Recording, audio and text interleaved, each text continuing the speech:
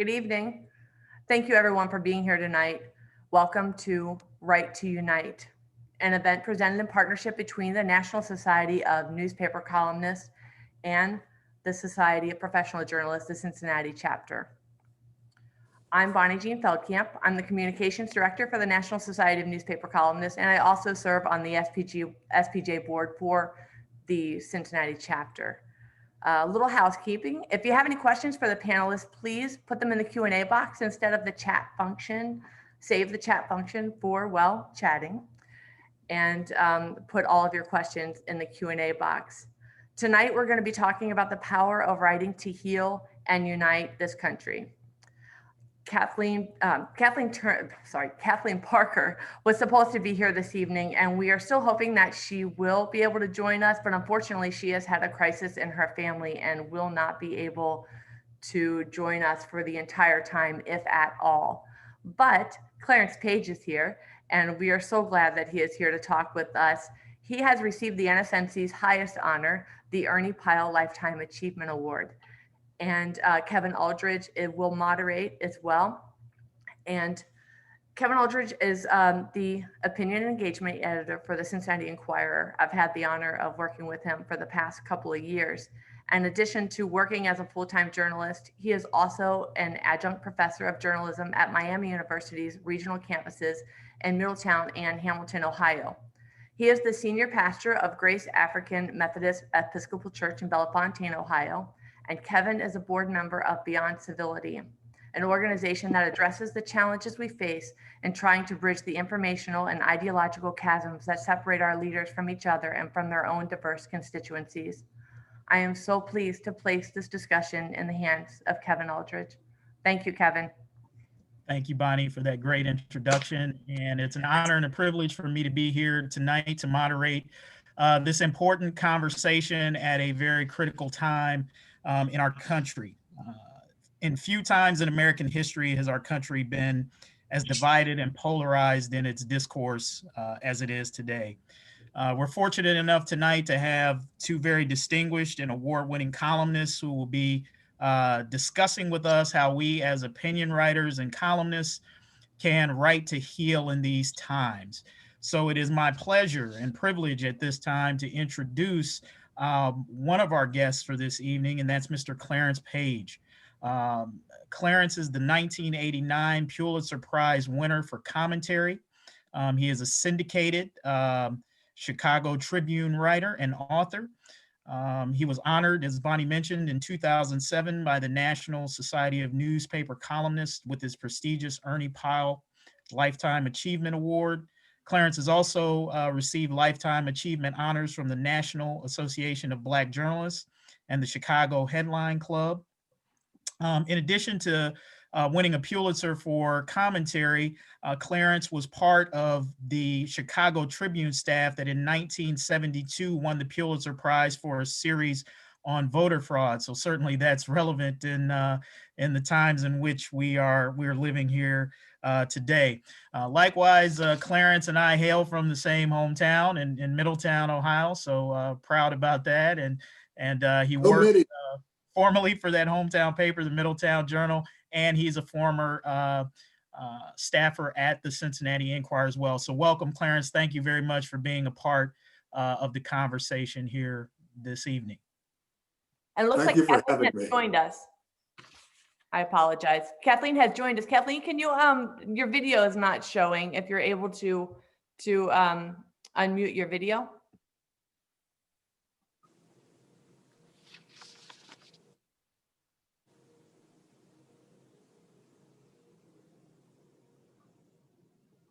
It looks like we just lost her. I apologize for the interruption. Go ahead. Okay. Well, whenever we get Kathleen in here, we'll introduce her as well to the audience, and hopefully that'll be here soon. And until we can get that situated, Bonnie is going to be kind of helping us out here with some of the questions. And so we'll jump right into the discussion for this evening. And our questions are going to be a mix of questions that we've come up with and those that have been submitted to us by columnists all across the country who are interested in hearing your point of view, Clarence, and Kathleen's point of view on how we can write to unite.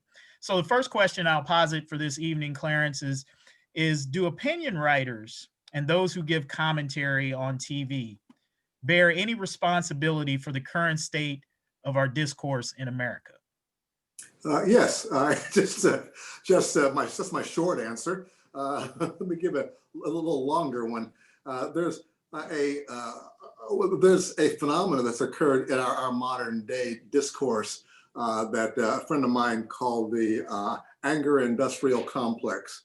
It is an entire industry has developed to get everybody angry and to tap the anger out there and use that to improve circulation or improve their TV, radio ratings or improve their clicks on the web.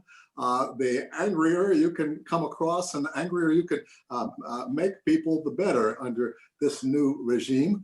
And it is something that's it's been coming about for quite some time. One of my favorite books these days is the old, who was it, Neil Postman. I wrote a book published back in 1984, ironically enough, called Amusing Ourselves to Death. And the subtitle was, not the exact quote, but its subtitle was Political Discourse in an Age of Show Business. In other words, the age of television.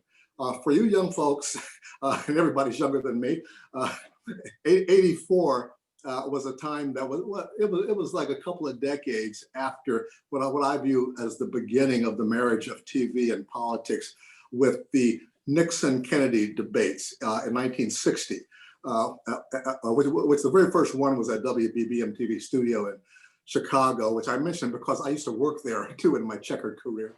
And it was that night, I mean, I was at the time about 13 when that debate took place, and I just got through watching the Ed Sullivan Show, and the one that brought us the Beatles, again for you young people.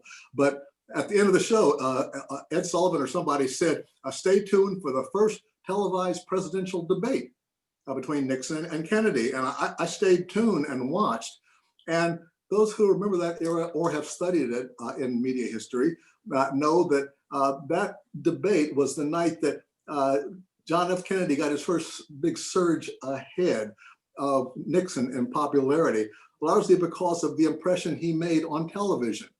It is legendary that those who saw the debate on TV thought that JFK had won. Those who heard it on radio thought Nixon had won because he had this greater command of the facts and international affairs, et cetera, et cetera. And it was true or not, it was the first time people really became aware of the power of television in politics and having an impact on politics. And I remember this was the era when we only had 3 TV network stations. My generation, that's why my generation is so good at Trivial Pursuit. I mean, we not only can sing the first verse of the Flintstones theme song, but the first 2 verses. And we know Ricky and Lucy from I Love Lucy, and their next door neighbors, Fred and Ethel. I mean, that was a time when everybody watched the same networks, and we had more of a common culture in those days. Now we've got somewhere at last count about 150 million TV channels, I believe, more or less. And everybody now, you know, Daniel Patrick Moynihan once said, everybody's entitled to their own opinion, but not their own facts.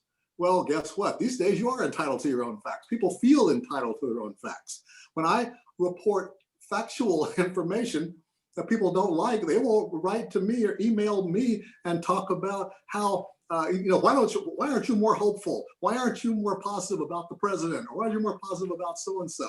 They won't accept facts that I'm talking about, the objective facts, not just my opinion. I expect that. But this is the kind of an age we're in now. And I think I've been thinking about this a lot because I live in Washington, D.C., and my work area is now a combat zone. I mean, just getting in and out of the Capitol now. Why did this happen to us in the last few days? Well, because a whole lot of people have lost their command of facts and the reason for media and what they're seeing on TV, et cetera. We're living in at least 2 realities. One that it has been put out by the president repeatedly. This is part of why he was impeached today. And the other one that we generally recognize as facts. When I say generally, I'm not talking about those media that are sympathetic to the president to the point of reporting only his line. And I I'm not putting down my friends at Fox and other places. I do have friends all across the media here, and a number of them are excellent journalists. But at the same time, we have upper management in some media that have decided to just take sides and to present that one side and to appeal to people. Roger Ailes is now legendary, the real creator of Fox News, and a fellow Ohioan and a fellow Ohio University graduate. And he was displeased years before he started Fox, before he had the ability to do that. He didn't like the way all three networks were reporting the same news, as he puts it, or as he put it, and that we're missing what the heartland of America was feeling. And he had a point to a large degree, but I don't think that means distorting the coverage. And it doesn't mean that taking sides like you're rooting for a football team. We're talking about different political positions that make a difference in how people live, but no side is perfect. You know, we shouldn't act like one is and everybody else is not just wrong, but evil. That's the new element of our discourse that has now entered. And that's why we've got people on Capitol Hill, we've got members of Congress who are getting death threats. That's why election officials in Georgia, Republican officials reporting the truth that Joe Biden won, they're getting death threats. I mean, this is the state that we're in right now. So I wouldn't be lying to you, but in order to say that the media have nothing to do with this, that would be, I would have no credibility. We all know it does. And so what can we do about it? All right. Well, thank you for that, Clarence. I think we've got Kathleen with us now, so I want to go ahead and introduce her, and then we'll posit that, give her an opportunity to respond to that same question. But thanks, Kathleen, for joining us. Kathleen Parker is a widely syndicated newspaper columnist through the Washington Post Writers Group. She won the 2010 Pulitzer Prize for commentary and was the 2019 recipient of the Ernie Powell Lifetime Achievement Award from the National Society of Newspaper Columnists. She's an author as well as a frequent television guest, and she began her column writing career in 1987 at the Orlando Sentinel. We're glad to have Kathleen with us here to share in this conversation tonight. Kathleen, thank you for being here. And would just like to give you an opportunity to respond to the same question that we opened with. And that question was, do you feel that opinion writers and those who give commentary on television bear any responsibility for the current state of our discourse here in America?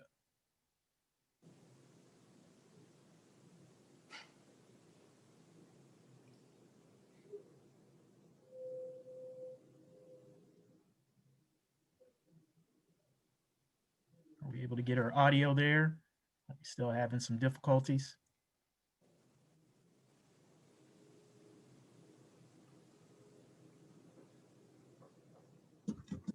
All right, it seems like we are. It seems like we're still having some challenges there with our audio and maybe even the video there. So we'll continue to try to get that worked out, and we'll bring Kathleen on when we have an opportunity to do that. What I want to do then, Clarence, since you kind of brought this up, is I'll move on to a question that was submitted to us by David Plazas, and he is the opinion and engagement editor at the Tennessean. And David asks, and he kind of touches on something that you had mentioned in your opening remarks there. He says, how do you have unity without justice and accountability and a shared set of facts? How can we as journalists and columnists make persuasive arguments to some people that you need to move on, even if you feel you've been cheated? Yeah. Oh, there's Kathleen. I think is there now. Welcome, Kathleen. Yes. Well, I can give you a quick answer, but I want to give Kathleen a chance here. I think you can't have a common set of beliefs without a common shared set of facts. It's going to be really impossible. We've kind of entered this era now, though, where we have to shout at each other across these chasms. I think The important thing, as far as bringing people together, and this is something I take very seriously because I've had so many, well, I just wanted to try to light a candle rather than curse the darkness. And it's not always easy, but I have found, though, a lot of people who disagree with me vehemently will still be some of my most loyal readers. And I know that because they can actually cite literally chapter and verse and date of a statement that I made 6 months ago, and say, hey, you said this in today's column, but you said so-and-so on July 11 of 2020. I respect readers like that because I know that they're loyal. And a lot of folks are kind of like me. They enjoy arguing. And I love constructive arguments. And what's important is that we talk not just about what we have that's different about us, but how much we share in common. We lose that too often.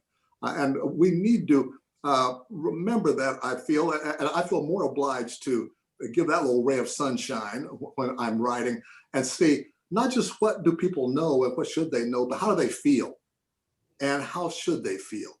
Because these can be two different things. When Maya Angelou said, people will forget what you say, but they'll never forget how you made them feel.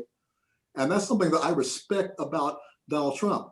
He won my state, and that's how I first became interested in going back to Ohio, going back to Middletown. And friends of mine who cover politics said, hey, have you read Hillbilly Elegy? I hadn't heard of it. And I found out when I picked up the book that it's about my hometown. I went to Middletown High School, just 30 years behind J.D. Vance, whom I've gotten to know much better now.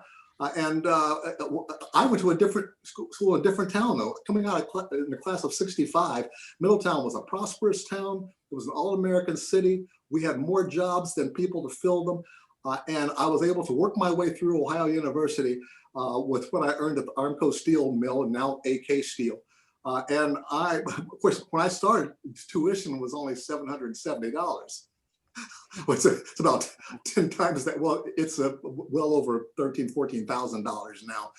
It's not that easy to go from working class to middle class now, but that's all part of the frustration in the Rust Belt, that a lot of working class voters, white, black, whatever, are feeling that they feel just bypassed by the coastal elites, if you will, those of us who did get off to college and all that. I'm trying to reconnect now with my hometown and with my peoples, and of all types. And I find that, for all the talk about racism in Donald Trump's campaign, I find that there's a lot more in common that black and white Trump supporters have in common, even though black folks who are not Trump supporters, nevertheless, have the same complaints. Mm-hmm. It's just that they go different paths looking for solutions. And what really angers me is politicians who promise some answers, some positive answers, and fail to deliver, just want to get more votes. But I don't want to get into all that. But anyhow, that's where I feel like we have to start. Get back to some common ground, back to some common values that we all share. Thank you. Kathleen, so very good to see you. Thank you for joining us here this evening. And I'm so sorry I'm so late. I've just had a hell of a week, and I really hope that you all will bear with me and as fellow journalists, because I'm going to be drinking during this program. Okay, is that all right? We understand. My son has COVID. My neighbors were murdered. My husband is sick, and I've got a death threat on my head. Okay, so other than that, everything's just groovy, and I don't want to unite. I want to take scalps. Okay, that's who I am right now. All right. I hear you. Well, you're always worth waiting for, Kathleen. Well, Clarence, I'm delighted to be with you. You know, you and I have gone back a long, long way, and we're often put together as a so-called liberal and a so-called conservative. I think we're both pretty moderate, actually, and we agree probably more than we don't agree. But, and if you want to identify me as a conservative right now, you're really barking up the wrong tree, but I'll do the best I can. Not a few years ago, I told Fred Hyatt, who's the editorial page editor of the Washington Post, said, Fred, now that my kids are grown, I'd kind of like to go back to being a liberal. And he said, well, what good would you be to me then? So job security demands that I try to present a conservative understanding at the least. And but right now I'm not feeling much kinship with Republicans, and I've certainly never been a Republican myself, but that's neither here nor there. I'm sorry I missed your introductory remarks, Clarence, because I could see you talking, but I wasn't able to, I hadn't figured out the sound yet. You've heard me before. Honestly, I've done this many times, but for some reason, I just couldn't get all the parts to work tonight. And so I'm using my desktop instead of my laptop, which I usually use. So it's a little bit, whatever it is, I'll do the best I can. So I guess we're supposed to say something about writing for unity. I mean, and what a great, how great is the timing for this conversation with what's going on in this country. And it's just, I mean, I'm still in shock from what we all watched last week, and I just can't, you know, I'm on the verge of tears every time I think about it or try to talk about it, because it was just so, just not us, you know, it's not who we are. And I don't really, I mean, I guess I'll just talk a little bit, I guess this is what you want me to do, just talk a little bit about how I write and how I go about my column and what I try to accomplish. Always I'm trying to get people, of course, to think in a different way, to think possibly the way I think.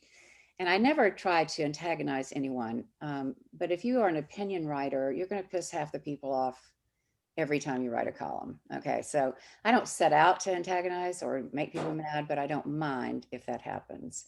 But typically my approach is I sort of see myself putting my arm around the reader and just saying, listen, we're both reasonable people. Let's just talk this through. You know, let's just think this out together. And that's the only way I know to get somebody to think in a different way. You can't do it by telling them they're idiots, even though that may be what I'm actually thinking. I want to make them feel that they've made a discovery in the process, as I am also making something of a discovery in the course of my writing. Because I'm like so many people, I write to find out what I think. I generally have an idea when I start, but sometimes I'm a little surprised at the ending, and I'm not really, sometimes I'm also not very happy about the ending because I know it's going to cause me a lot of grief. But I try very hard to stick to the facts and to the truth. And I think the best we can do in trying to unify this country is to stick to the facts and always try to approach things with a sense of fairness. You know, I don't believe in relative truths. I know that people's experiences are different, but we have certain fundamental truths. You know, it's wrong to kill someone. It's wrong to assault the US Capitol. It's wrong to make our legislators feel fearful for their lives. It's wrong to cause such havoc that now we have 5 people have died. So we know certain things are wrong. And I think this is what Clarence was talking about, this shared sense of values that have always been with us as a country and as individuals going way, way back. And I think most of us still do believe in those values and those principles. We may differ a little bit in how we figure out how to apply them to our daily lives or how to incorporate them into our policies, but we do all share the same basic values and the same desires, which is to have a happy life, to be able to put food on the table for our kids, provide education, to have access to resources so that we can all live to the, you know, to our max, to the extent of our abilities, and then some perhaps. And also once you get there, you know, one of the great things about this country has always been our charitable sense of what it means to be an American. We always try to help people who are less well off and who don't have the same opportunities. And that has always been a core belief, I think, in this country, going back to early examples of volunteerism to social services and such that we do now. But I think those are sort of basic tenets of what we all feel as citizens, except for the crazies. And, you know, there's just so much you can do about those people, one of whom is trying to kill me right now. I mean, the police have been in touch, and, you know, there's extra security around my house and all that sort of thing. So there's some crazies out there, and I couldn't, I don't know how to address them except to not further antagonize them, and maybe try to the best of our ability to allow them to have a voice, because there's something other than, I mean, I'm not talking about obviously the white supremacists and the racists and the blah, blah, blah, blah, blah, the horrible people, but people who feel disenfranchised for one reason or another, whether they're black, white, or, you know, whatever their race, ethnicity, or whatever. Okay, I'll shut up now because maybe I've said enough to give you some direction for whatever this conversation needs to be. Yeah, no, absolutely. Thank you for that, Kathleen. And of course, our prayers are with you right now and your family, and certainly the family and friends of your neighbors as well. Um, Thank 5 you. o'clock in the morning, stabbed to death in the front yard. Yeah, Who does that? very. You don't wake up at 5 o'clock, have your first cup of coffee, say, I think I'll go out and murder some people. You've been up all night doing drugs or drinking or whatever, and then you target somebody. Anyway, it was, I didn't really know these folks. I knew of them, knew who they were, knew where they lived, et cetera, and they lived close by. But you think about something like that, and any violence on your community is a violence against everyone, don't you think? And it happens all the time, and it's just closer to me now than usual. So I feel it acutely. Absolutely. But anyway, thank you. Not Yeah, to get. sure. No, not at all. Let me pose this question to you both. This comes from Renee Schaefer Horton. She's a op-ed contributor with the Arizona Daily Star, and she writes this question: in light of what happened January 6th and the continued silence by most of the Republican legislators, including all 4 from my home state of Arizona, and Trump supporters in refusing to say Trump is responsible for inciting insurrection or even in condemning the action, can columnists really write to unite before we write to confront? How can we unite a country where about 50% believe that Breitbart is as legitimate a source of news as the Washington Post or the New York Times? Clarence, since I've talked for a while, you want to go ahead? I'll try to be brief. I always do and fail, but anyway, there's going to be these heavy questions like that. But it's a very real question. It's a question that responsible news readers, news consumers deal with every day, or at least they should, because we do have many choices for our news sources and how we make our choices. For some people feel now a new type of consumer entitlement, as I call it, where they feel entitled to news that agrees with their point of view. And that means, news that does not contradict their preconceptions and whatever their prejudices are or expectations. They expect the news to go along with that. And if it doesn't, they now can turn to another channel and say, aha, they didn't report it the way you did, or that how come you talked about that and not this, et cetera, et cetera. They make these judgments based on coverage, not on what actually happened. And this is something that we're not accustomed to, but we've got to get accustomed to it. I've said this numerous times in the past, caveat emptor, let the buyer beware. There's more of a responsibility on the part of the news consumer now to make good judgments than ever before. Nobody's going to come to your house and say, don't read that. That's dangerous. You got to make those decisions yourself. And it's always more comfortable to read news that agrees with what you believe or what you believe should have happened or wish had happened. It's wishful thinking and news judgment don't go together very well. And it's never easy to persuade somebody to a point of view that's different from the one they have. But you know what? We have lost so much of the art of persuasion these days. We have lost the value of persuasion. And that's our job as opinion writers. Once in a while, we are supposed to not just describe how lovely or how awful things are, but to persuade people toward a different attitude or a different course of action. And that's not an easy task, but I think it's a very necessary one. And it doesn't happen instantly. But sometimes you can be surprised. I mean, I know some of my loyal readers, as I say, suppliers of vitriolic hate mail.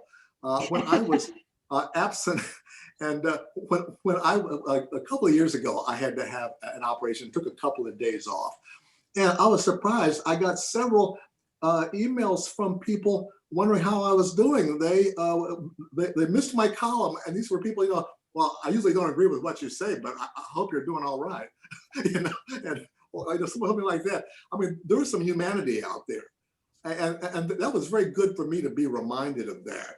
And so I read the negative mail with a different attitude now. That if there's a spark there, if there's a crack that I can open up. A lot of folks are just writing because they just want to vent. In fact, I get those too, Kathleen. I imagine you get this once in a while, a letter that's just full of vitriol, and then you get down to the bottom and they say, "Thank you for letting me vent."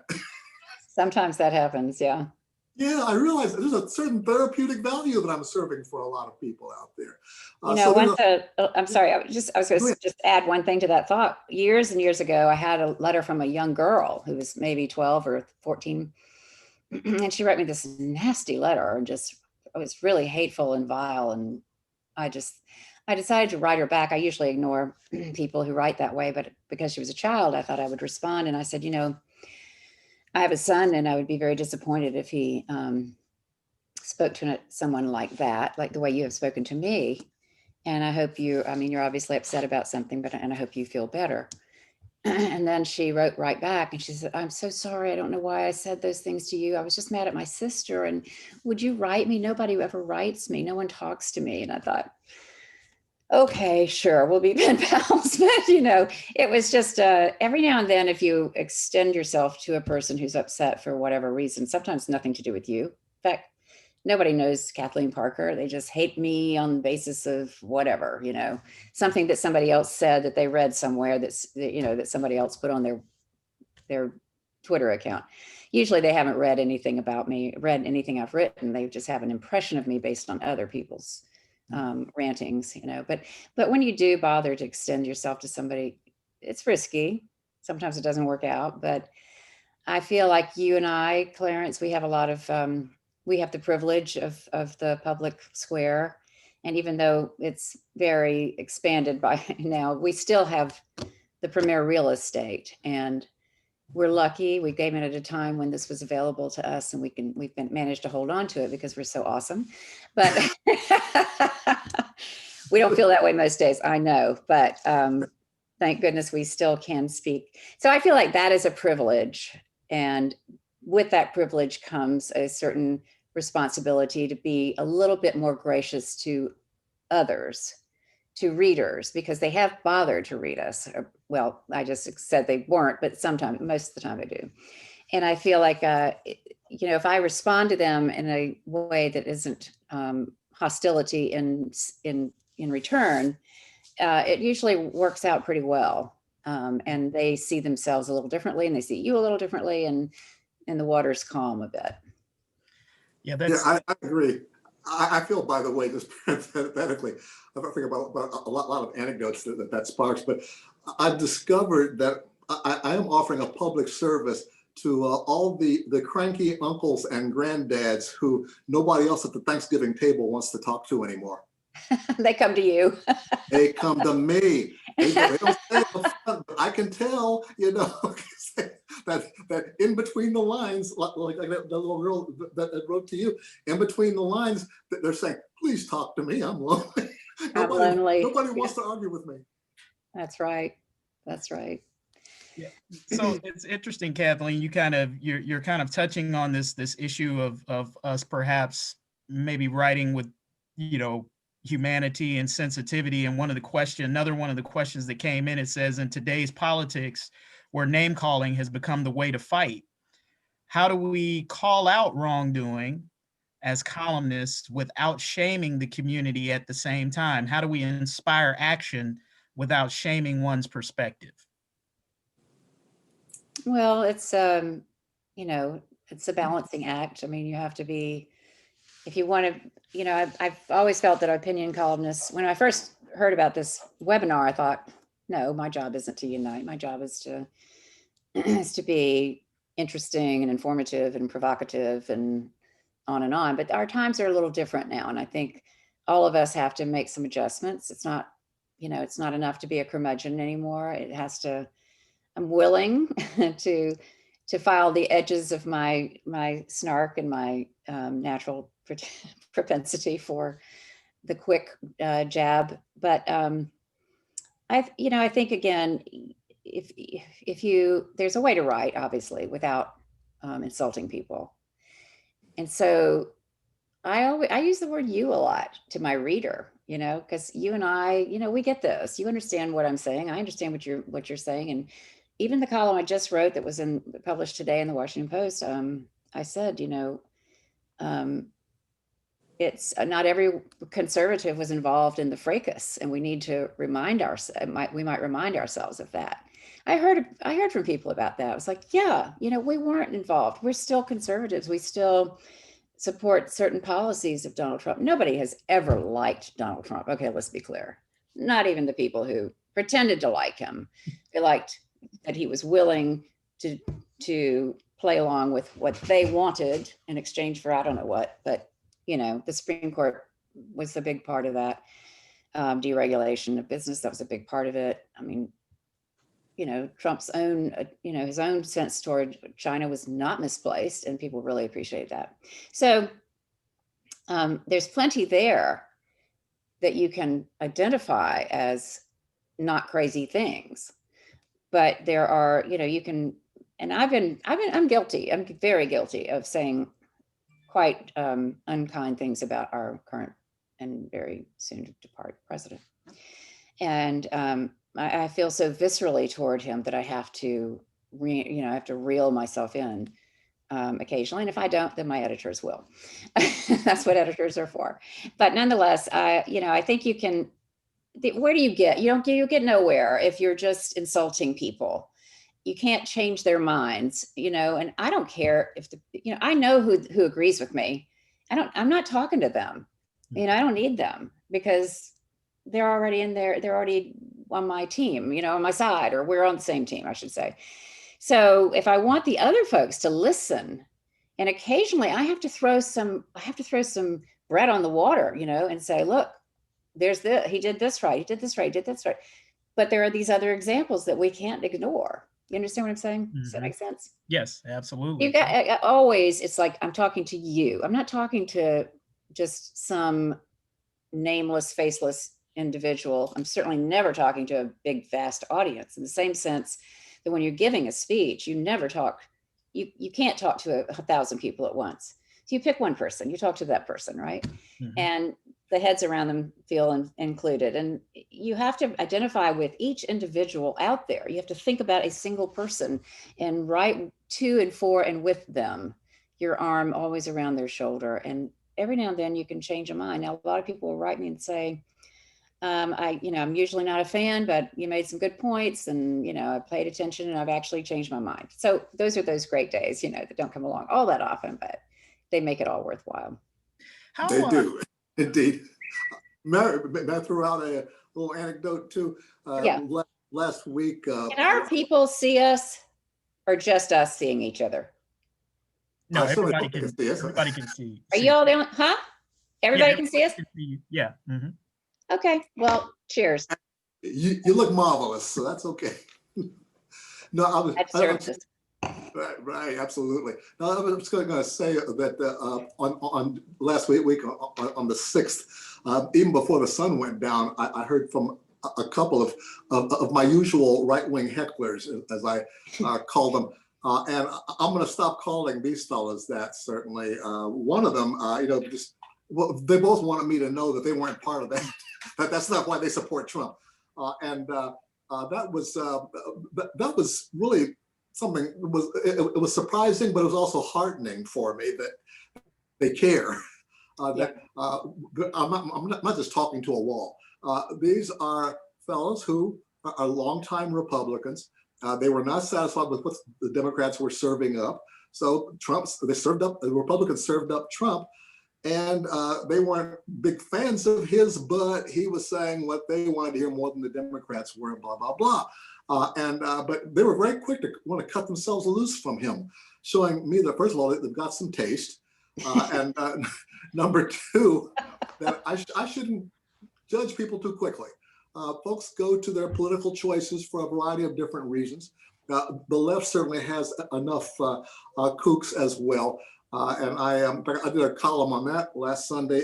That just fit perfectly because by reflex, diehard Trump supporters immediately started talking about Antifa and Black Lives Matter, right?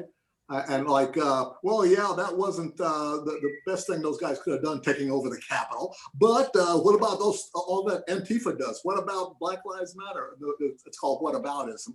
And I'm accustomed to that. I've learned to expect it. That's how I can tell who the real diehards are.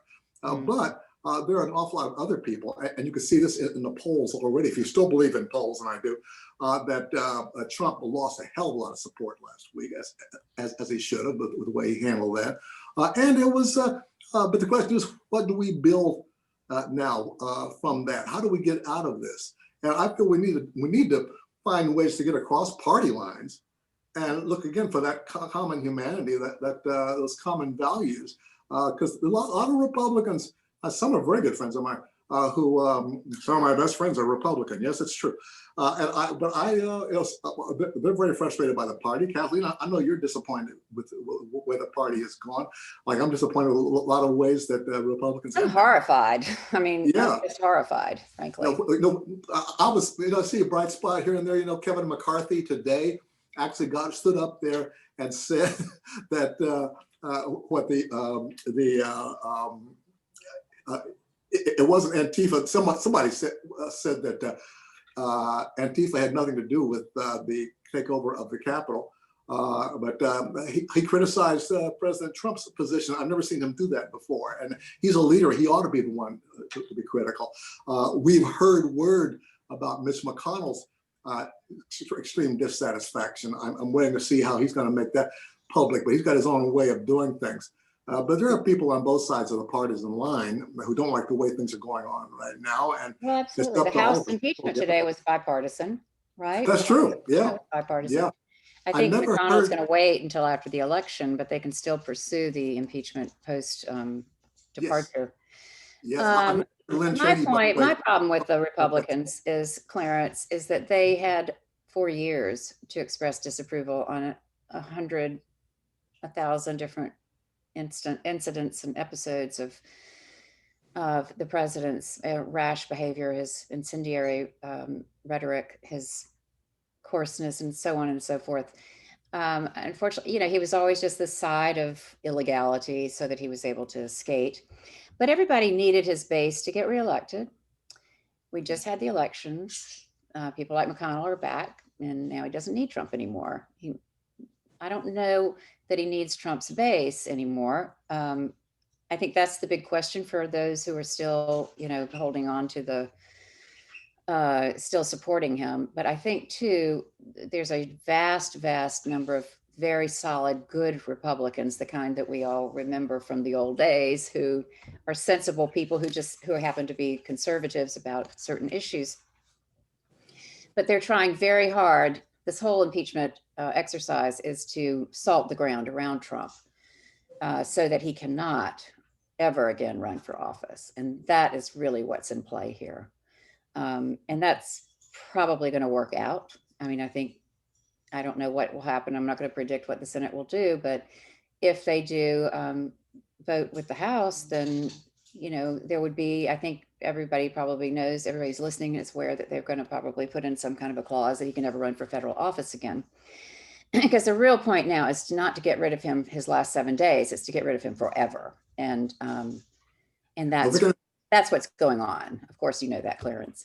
Maybe you've heard about, they can invoke the 14th Amendment, which written after the Civil War, and it makes it so that anyone who's raised up arms against the federal government, basically anyone who has practiced the kind of usurpation of federal authority can be denied the ability to hold office for the rest of their lives. That was passed after the Civil War, and it was designed to keep Confederates from holding office.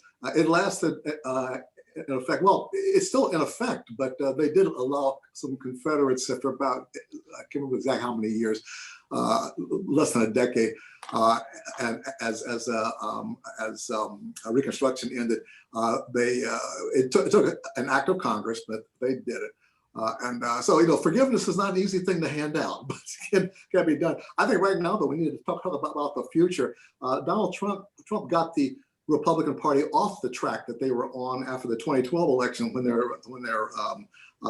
report came out which advised them to build more support among Blacks and Hispanics, the voters of the future, young people that Mitt Romney had lost. And there was some serious talk then about diversifying the party's appeal. Then when Donald Trump came along, that all got thrown out the window. I mean, in his announcement, he was talking about the immigrants, Mexicans as rapists and et cetera, drug traffickers, et cetera. And we knew that that old agenda was when we put on hold. Now people are starting to talk about it again. Maybe bring it back because the demographics are not with the party long term. Mitch McConnell knows that, and other folks, younger people know that in the long term they've got to diversify their appeal. So I have a lot of faith in the long run. But what was it that George W. Bush said? In the long run, we're all dead. Thank God. You have to put a realism on that. Well, you know, just to bring it back a little bit to the concept of unity, I think the media have a lot of work to do in this regard. I'm an opinion writer. Clarence is an opinion writer. I don't really keep a job very long if I don't have opinions and express them in a way that, you know, is of a certain quality. But I think our national news media, both in television and and some print, is so far off base most of the time in terms of trying and that offering that fair approach to the news and not inserting opinion into what is basically hard, straight news. And that's been an evolutionary thing. Clarence, when you and I started, you know, I started as a hard news reporter, I'm sure you did too.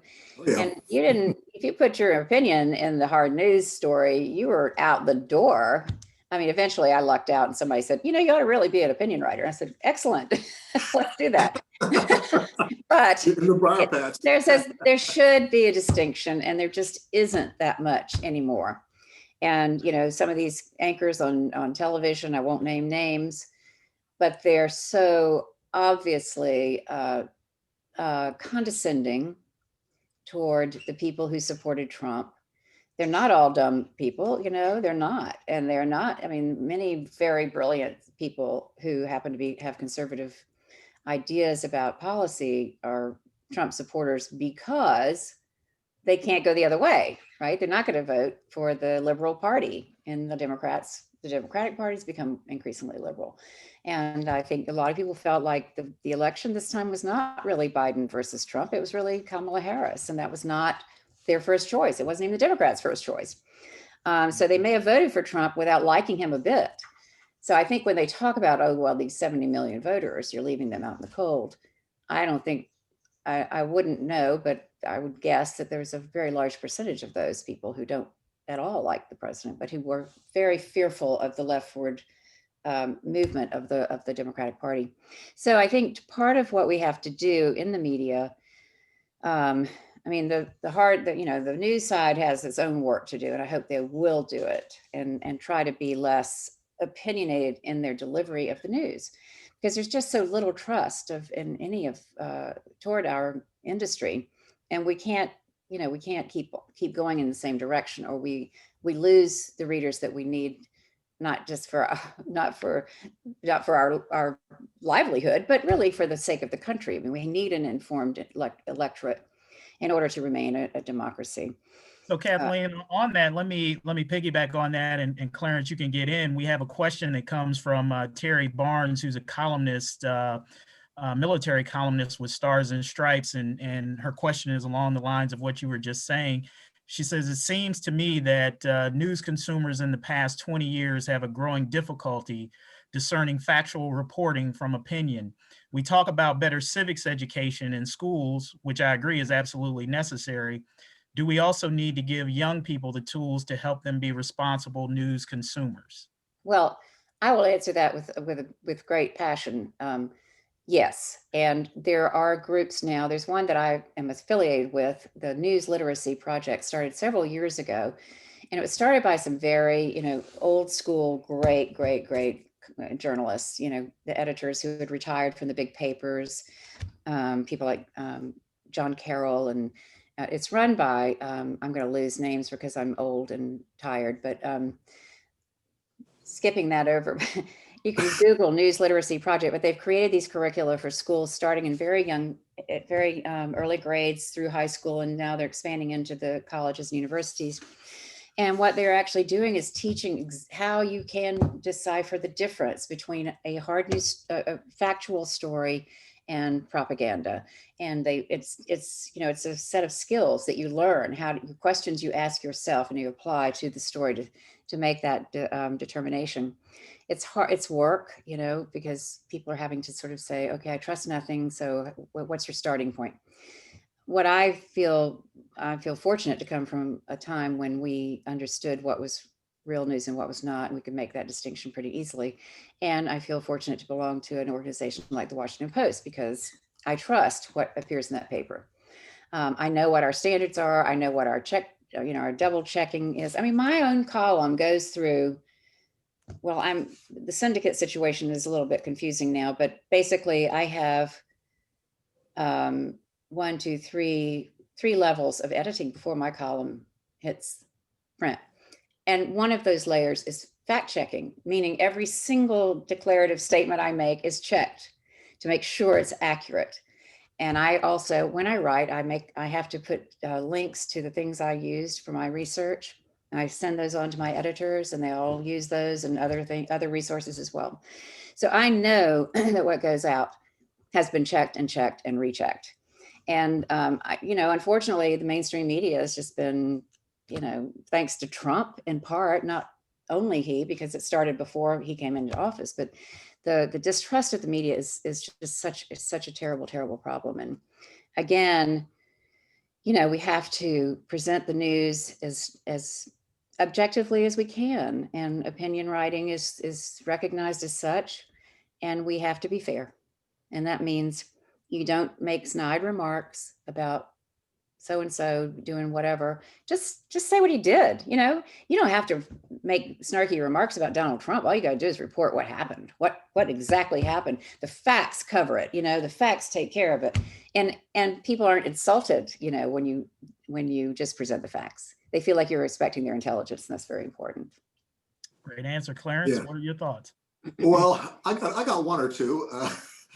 I think, first of all, Kathleen's absolutely right.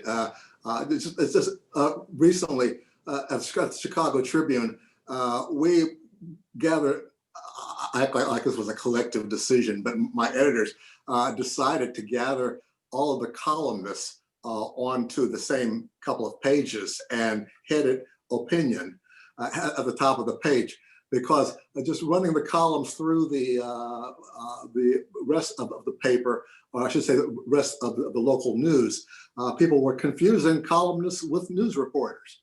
Mm-hmm. This is something that all of us in the business know better than that. But we forget, not everybody's in the business. And not everybody went to journalism class. Not everybody stayed awake during their history class. Not everybody reads newspapers. Not everybody reads. I think Donald Trump has brought us a lot of people from the sports pages. It's just my personal judgment, because the way they act, if you say anything that makes their team look good, they yay, and say anything that makes them look bad, boo. Well, sometimes the team's doing bad things, and we got to say it.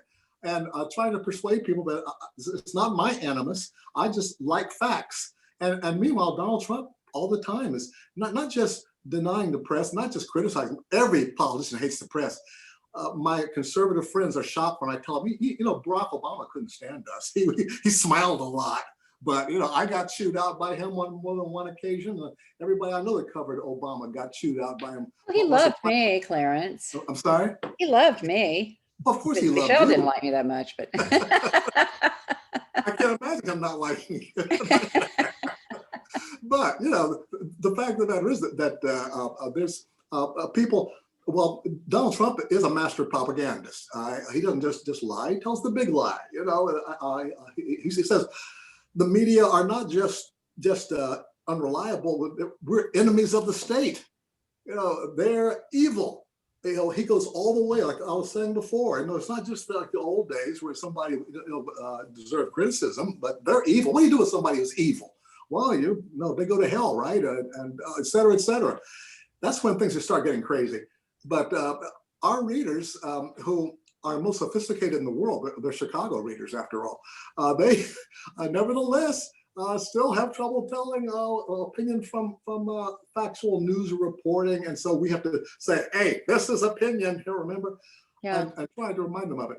And the News Literacy Project, by the way, I love it. And Kathleen, I'm just like you. I can't remember the names of half the people involved with them offhand, but they're doing wonderful work. Yes, they are, whoever they are. And I went out a couple of times to schools with them and talked to 8th graders about the news. And what I'm telling you right now, Alan Miller. is an opinion. I'm sorry? Alan Miller. Thank you. Alan Miller. Yes, our dear friend Alan. Pulitzer Prize winner, investigative reporter from the LA Times. He started this whole news literacy project, and it's amazing. They've done great work, and they've expanded, and they've gotten wonderful, financial support from donors, because it's an important mission. But we need a lot more of it. Yeah, it was started long before Trump came along, but now we suddenly see it's even more important now that help young people be able to discern fact from opinion, and older people too, no question about it.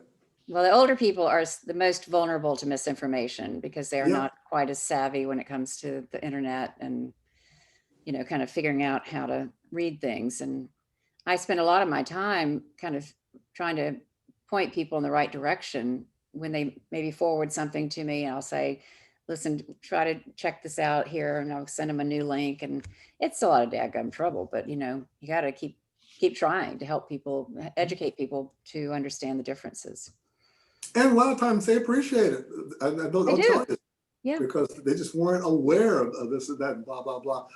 Especially in my own family, when I have to tell them, excuse me, that website is not reliable. Yeah. So, but that's what happens with this explosion of news. I was talking about all this this wealth of media that we have. It means that all of us have a tougher job to do. Well, and you have Fox News who says things like, well, who's fact checking the fact checkers? Well, good God, we can go, that's a house of mirrors right there. I mean, the fact checkers at the Washington Post provide all the documentation and the links and the resources. All you need to do is just follow them if you need to clarify what you think is maybe not true. But it's not like you have, people, what they don't understand, and we have to keep putting this message out there however we can, is that, people don't understand that reporters are not allowed to do bad things. They're not allowed to lie. They're not allowed to make stuff up. It's not allowed, at least in the benighted mainstream media. And, I tell people too, I said, if there were this massive voter fraud, you really think no reporters would be on that story? Because we don't really care who gets screwed. We just want the story, right? You want the story, and you want the thing to be right.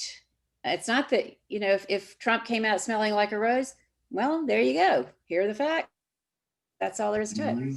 But, it's not like, they think that we're all sort of in a huddle somewhere, and we're making, we're conspiring to make sure that so-and-so gets elected and so-and-so doesn't get elected.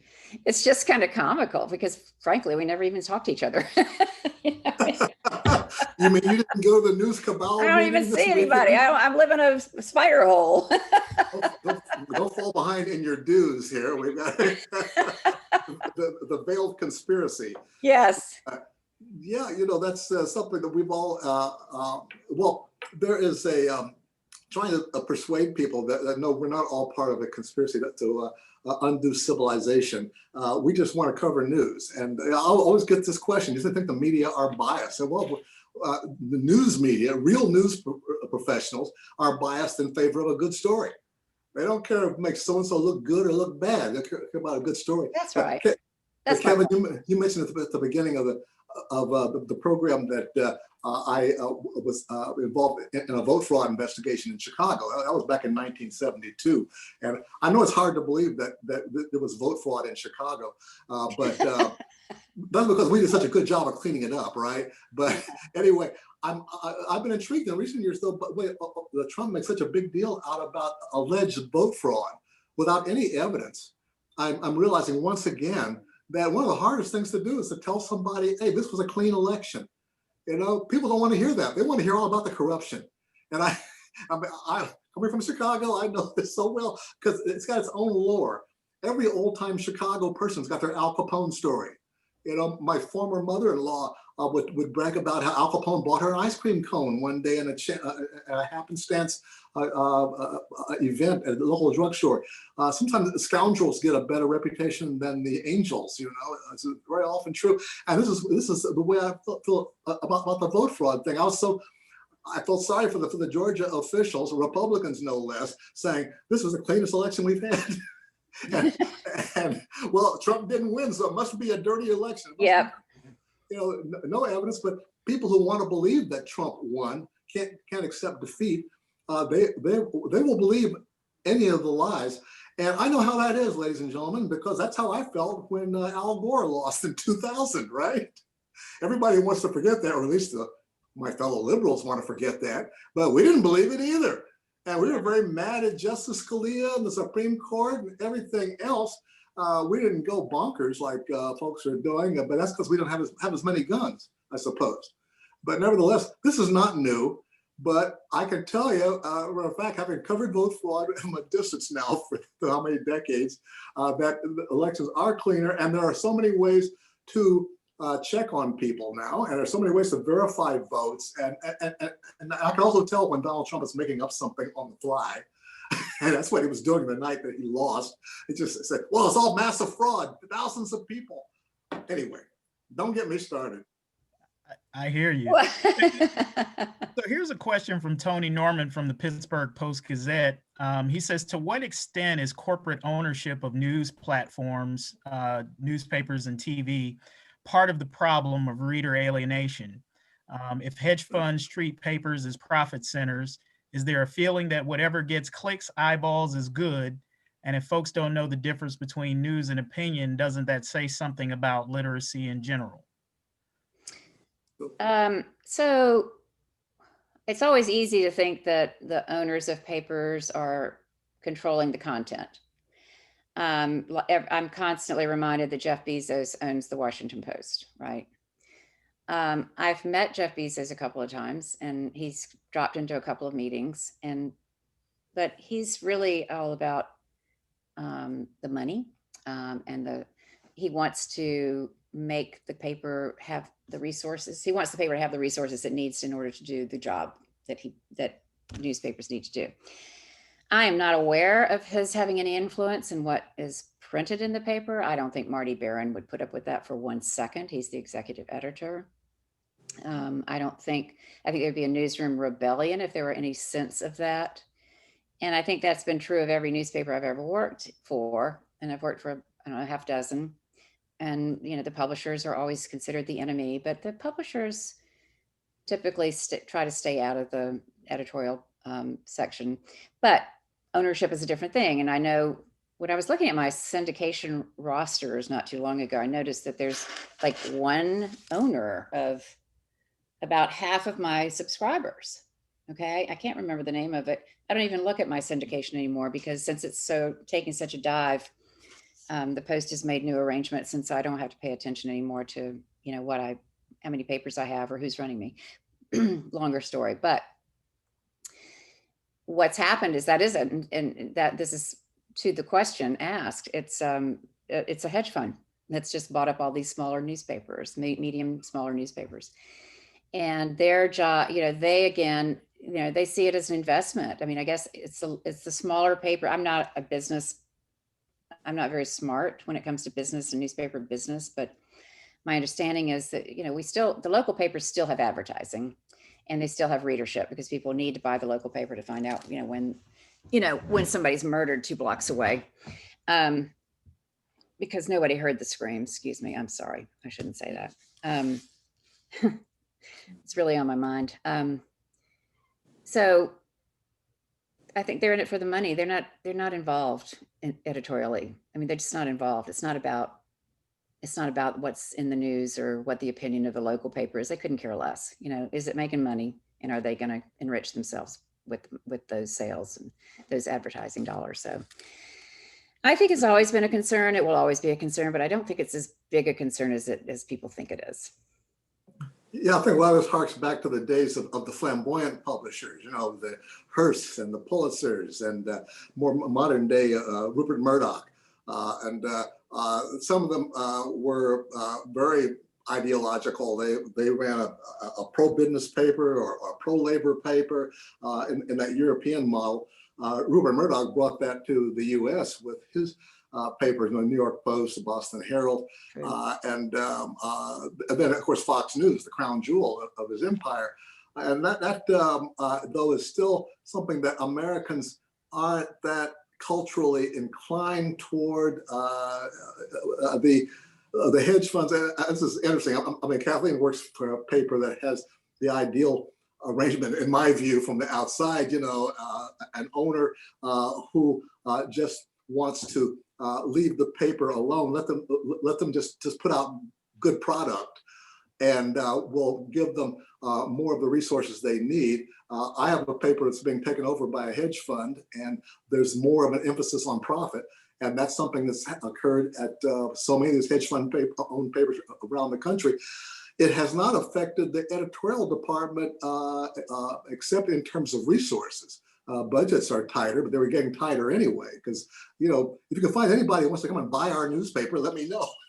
We have gone out looking for people to buy the paper, and one of the great newspapers in America. But as an investment, Wall Street either said, So it's like, but we can't get involved with that as journalists. And the more we are protected from that, the better. What's important to us is be able to serve the public. And that's how you get people to buy your paper as far as customers go and advertisers. But the technology is changing now. The media have changed in terms of the competition is different now. And there's, without going too deeply into that, the question is how much of an impact do publishers have on day-to-day news operations, on the overall reliability of these media as news providers? And I'd say that, it's a sort of legendary. People think there's more influence than there really is. What's really important is that we be able to put out an independently produced product. I was just chuckling because I was thinking about the New York Times. I always held them up as that model, family-owned newspaper. They want that quality product. They want that crown jewel and all that. And if anybody gets accused of bias, it's the New York Times, and sometimes they deserve it. Right, Kathleen? A lot of times, yeah, absolutely. They do. These days, they just kind of, and I mean, Dean Backay's an old friend of mine. We worked together at the Tribune for years. It's no besmirchment of Dean. Just they do it differently than I would do it, put it that way. But because they've got that great name, they are class. Well, they've hurt the credibility of media across the board by some of their actions, and I just think back to one example is the Duke lacrosse players who had the party and hired the stripper, and turned out she had made up a story about their, raping her or something. And they had 60-something stories on the front page before there was any evidence produced at all. And of course, lives were ruined. It's just a massive scandal. And also, but mostly I'd say more for the New York Times than for anybody else, because they ran with a narrative that they believed in without any consideration for due process. And I am a rule of law, due process girl. And I will always come to the forefront when somebody's being accused of something without any kind of evidence, without any kind of proof, without any process. I'm on their team right from the start. And I'll, if I'm wrong, I'm wrong. But, let's give the guy a chance, or the girl, or whoever it is. And the media has played a big role in rushes to judgment that have diminished the public trust in what we do. And I give New York Times an A for that. Those are some great points there. Great points there, Kathleen and Clarence. This question comes from Dan Sewell of the Associated Press. And Dan says, Clarence, you and Kevin come from the same hometown, but are of different generations. How do you think the generation difference affects each of your respective views on today's United States? Oh, that's a fascinating question. Isn't that a great pundit question, Kathleen? I didn't know he was younger than we are. Gosh. Dang, I still think I'm about 35. What about you, Clarence? Thank you. Well, me too. I mean, Except that we're already past my bedtime, other than that. Oh, my, the 60s never ended in my mind. But, it's interesting that we were talking about this earlier, about you're close to J.D. Vance's generation, right, Kevin? Yes. I mean, did you go to Middletown High School? Yes. Yeah. For those of you in our audience who aren't caught up on this, J.D. Vance, author of Hillbilly Elegy, and now a major motion picture, Incredible. it came from our town, our high school, and it's viewed as the bellwether of Trump country. And that's why I've become fascinated by my hometown in ways I never was fascinated before. But what I've noticed, though, is, and I touched on this when I talked about how I could work at the steel mill all summer and go to Ohio U for $770 tuition and join the middle class. It was a model of post-World War II upward mobility. You can't do that now. J.D. Vance joined the Marines and got a scholarship to go to Ohio State. And it's perfectly good school. Not everybody can come to Ohio University. But anyway, in 1917, in 2017, I'm still trying to get used to this century. In 2017, they had the highest opioid addiction rate in the country, highest overdose rate in the country. They're in Middletown. The steel mill is a fraction of its former self. All the other factories that brought my father and other families up during the Great Migration are all gone. The paper mills, I go right down the line. Just economic devastation all up and down I-75 to Detroit and back. And it's a different world. And one thing I know looking back, and I said this to JD, I loved your book. I learned what life was like on the white side of town.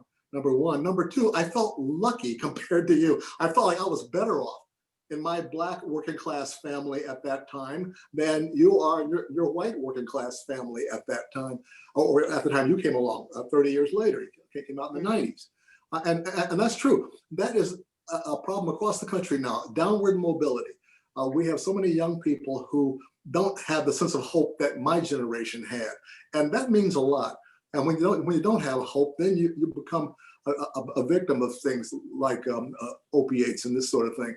And just a general sense of loss. I hope Middletown's bottomed out and is coming around. People know more, and not just Middletown, but Dayton and Youngstown and Toledo, Akron, go on and on and on. That is the political battleground. So that's where I don't begrudge Trump supporters, because when Democrats and conventional Republicans weren't listening, Donald Trump seemed to be listening. He was saying what they were talking about. I didn't like his remedies, but he was addressing the issues. And that is something that I learned a lot. So say something for your generation, Kevin. Say something for my generation. I thought we had agreed that we were from the same generation. No, I think that no, I mean, I think that that as writers and as columnists and trying to get to the I think what Dan was trying to ask is about, in terms of our writing, does the generational difference sort of impact how we look at or sort of write about issues?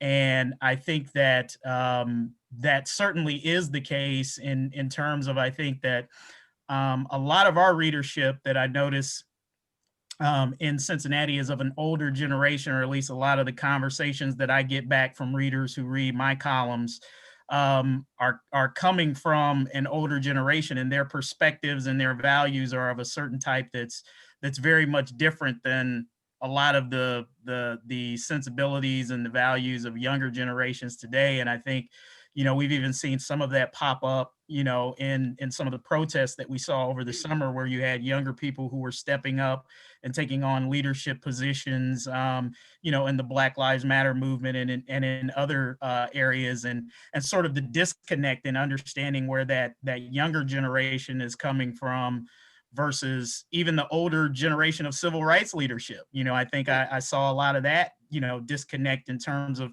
how older leaders who were trying to mentor younger leaders in that movement, and they're just kind of being a disconnect in terms of the old ways of kind of leading marches and rallies and things of that nature, and the way that younger people today want to lead those movements. So I think it's important as writers that we try to connect with and understand and maybe even bridge some of those disconnects between, some of the older readers who might read us and some of the younger readers who may be on social media and other platforms where they're even consuming different types of news and information than what comes from the standard, traditional news organizations like ours. So I think that is a challenge for those of us who write, is how do we connect ourselves and help each generation see where we have common ground, and even try to understand where we see, the difference in the times. So I don't know if that answers. Yeah, it's tricky. It's tricky to be, I mean, all you can bring to the column is your own perspective and your own sense of things and your own experience, right? And I think mine is, of course, perfect in every way. But I often will send my column. I have a very talented writer son, and he's 36. Kevin, how old are you? May I ask? 46. So 46. Oh, I have one of those too. But I will send my column to him and I say, can you just bring this up to date a little bit? I'll be using references that I know are not landing with younger people. And I want to land with younger people. I mean, the point is important, but if I'm talking about Dick Van Dyke, I'm going to lose them, right? So I was like, John Connor, could you just bring this up to speed for me a little bit? I hear you. No, I don't know. I mean, you're 46. I mean, you're old. You're not a young person. I know. I have no illusions about that, Kathleen. Yeah, you're one of us now. Sorry, you're. My son's 32. I do the same thing with him, but he's also taught me that paper is old, so last century, as he puts it.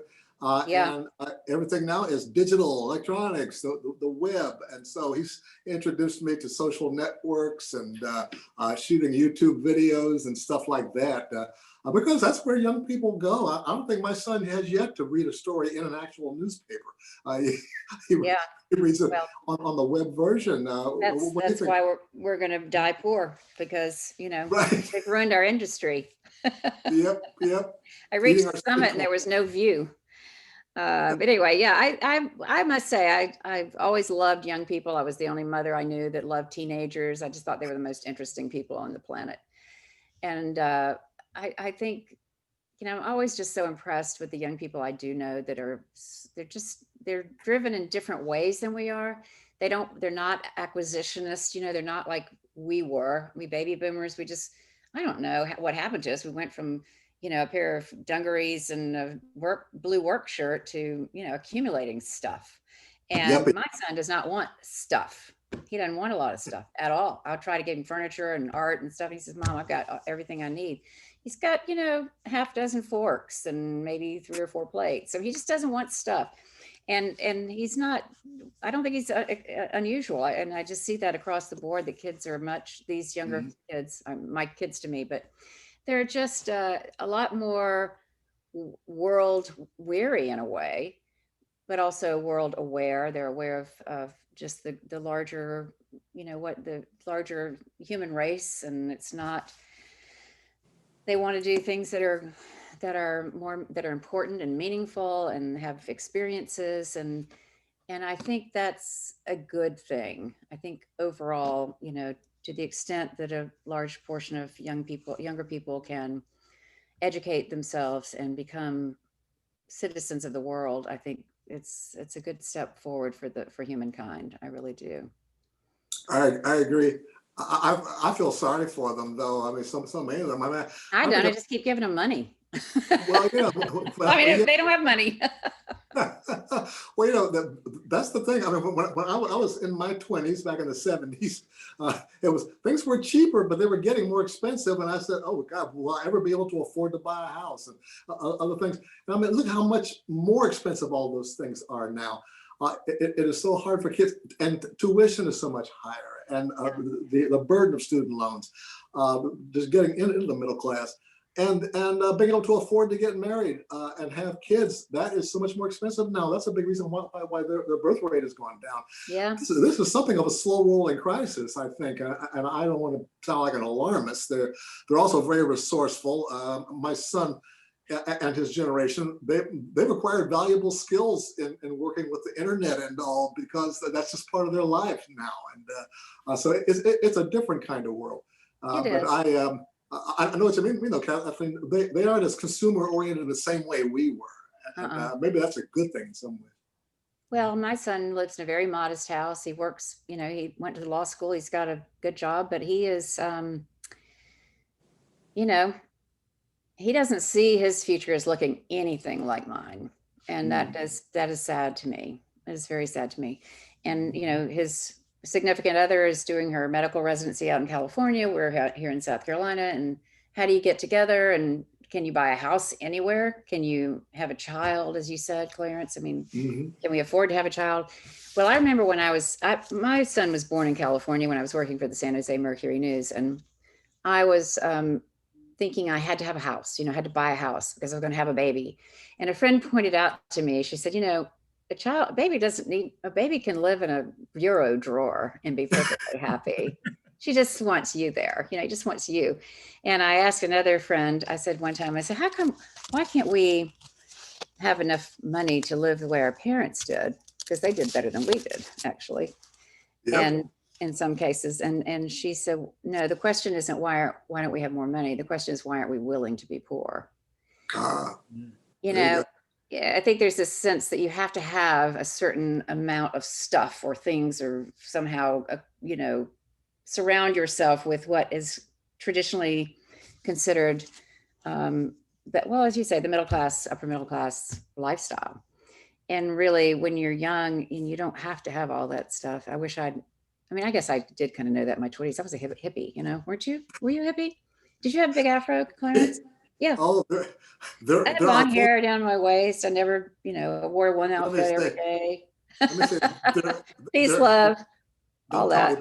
There are photographs. And we should see those. And I get them emailed to me by different people around the country. And look what I found in the attic, Yeah, people say, why don't you run for public office? And I said, well, no, because I don't remember what I did, but I'm sure someone does, or their photographs.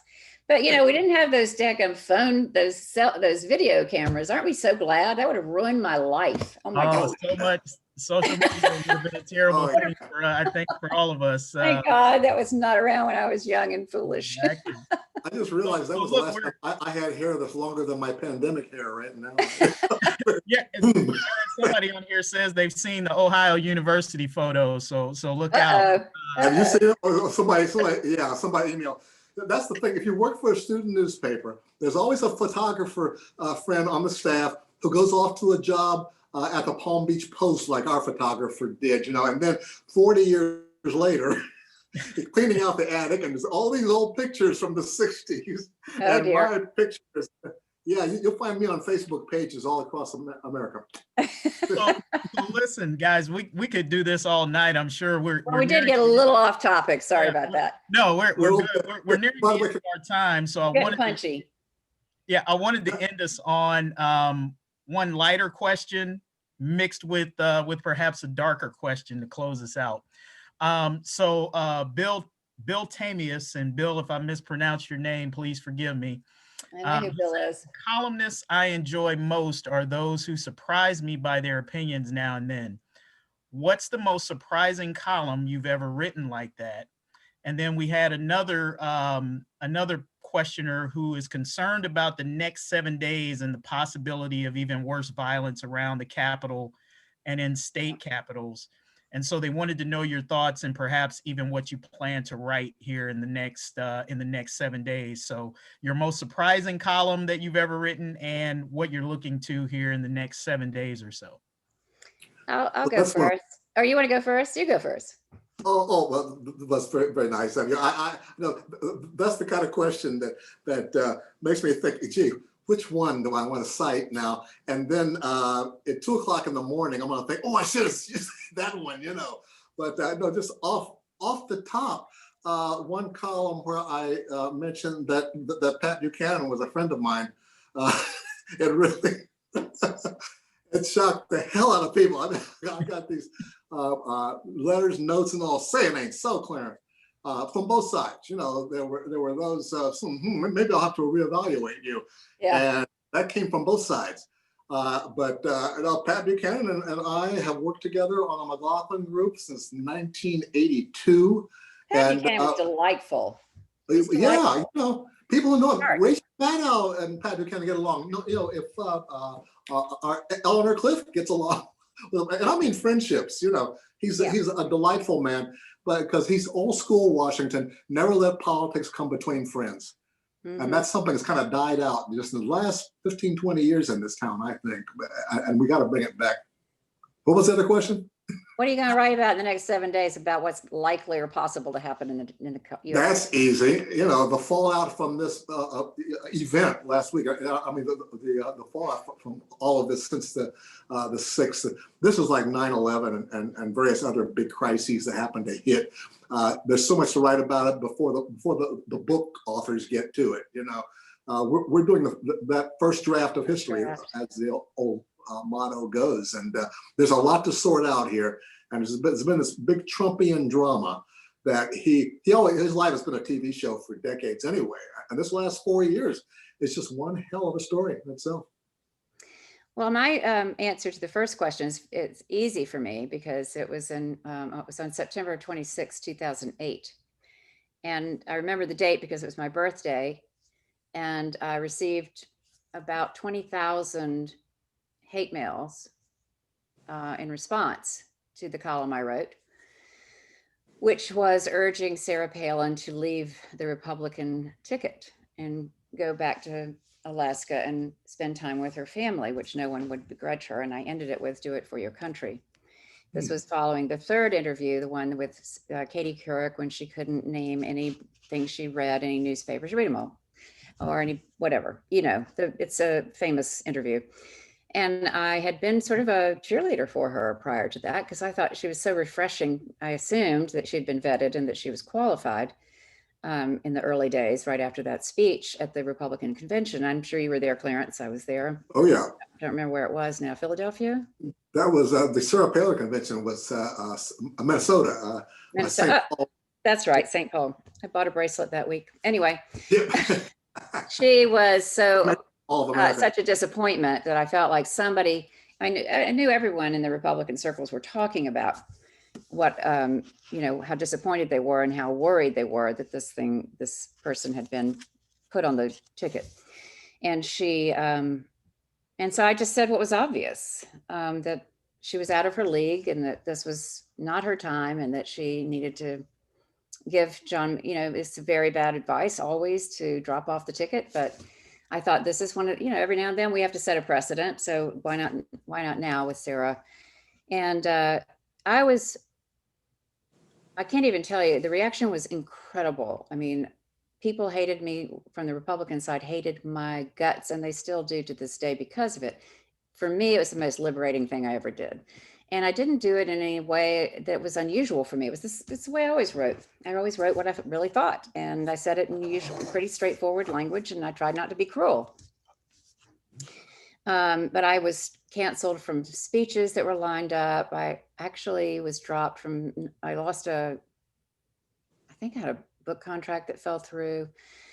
And I had, you know, friends who who just wrote me off immediately. And of course, they weren't really my friends, which is fine. But nonetheless, it was shocking that would happen. And the reason it happened that way, that no one really has put their finger on, but what is obvious to me, it ran in the National Review magazine. And it's not because, and so the news was the National Review comes out against Palin. That's not the case at all. They were just one of my 450 subscribers at the time. And they bought the column and they ran it. And then of course they turned on me. And it was just a very interesting experience, very liberating in a lot of ways, very hurtful in a lot of ways. But it set me free because I didn't have to bow to anybody after that. It's like, you know, I've been vindicated 1,000 times over, but no apologies from those 20,000 people. Anyway, that's the most surprising column I ever wrote, I think. Was that your Pulitzer year? What? Was that your Pulitzer year? No, Pulitzer was 2010. Okay, And because that was a very good column, by the way. Thank you. It was really, You know, people commented, praised me for my bravery and all that. It wasn't brave. It's just obvious. I mean, columnists say what's in front of your face, but somebody has to say it, right? Somebody has to say it. And I guess I just decided to be that person anyway. But that's well, looking back, did you think that we would that Sarah Palin would become president in terms of the form of Donald Trump, as far as the attitudes and all that? I think that's a fact. I think you've hit it on the head, Clarence. I don't know that I thought that at the time, but I know that's the case. And Jeremy Peters with the New York Times is writing a book to that effect. In fact, he interviewed me about it. So I think that ought to be coming out sometime in the next couple of years, or I don't know where he stands on that right now, but he sort of follows that proposition through, that Sarah Palin was sort of the foreshadowing of Trump and the direction of the Republican Party. And as the columns I wrote about her, I basically said, that she had sexualized ignorance. And, if Trump has weaponized redneckery, she had sexualized ignorance. Like, I'm dumb and it's fun, and everybody, men would come up to me. I'd be at home in South Carolina and, I'd be at a party and the men would all come over and say, what do you have against Sarah? We like her. And the wives are all sitting there going, oh my God, because we could see everything. Men are just so completely blind sometimes. Whatever. Yes, we are. As to what I will write in the next week, I don't know. Today is what, Wednesday? So it all has to do with the day of the week I write. I've got to figure out, I write again Friday for Sunday. So that's pre-inauguration. I guess I'll figure out something. I don't know yet, but it'll definitely deal with what we're worried about, I think, mostly, and what we can do about it. What are there? I think I've heard there's like 3,000 National Guards deployed in Washington, maybe even more. About 15 to 20,000. There you go. I think they can handle it. Yeah, somebody said, it was on NPR this evening, in fact, that more American troops than Iraq, Afghanistan, and Yemen combined. Wow. Which tells you something. I hate that we've come to this point, but they've got to be prepared for whatever. And me too, because we have enough checkpoints in Washington already. Yeah, and the National Guard, those guys don't want to have to shoot their fellow Americans. They don't want to be in a position that they're going to have to raise their weapons, and it's a terrible, terrible situation. Well, that's part of the reason why they didn't have more last week, right? Because ever since Trump did his thing at St. John's Church, dropping what they were dropping flashbangs and all this from my chopper overhead. It was crazy. He could hold up his Holy Bible, which I just happen to have right here on my desk.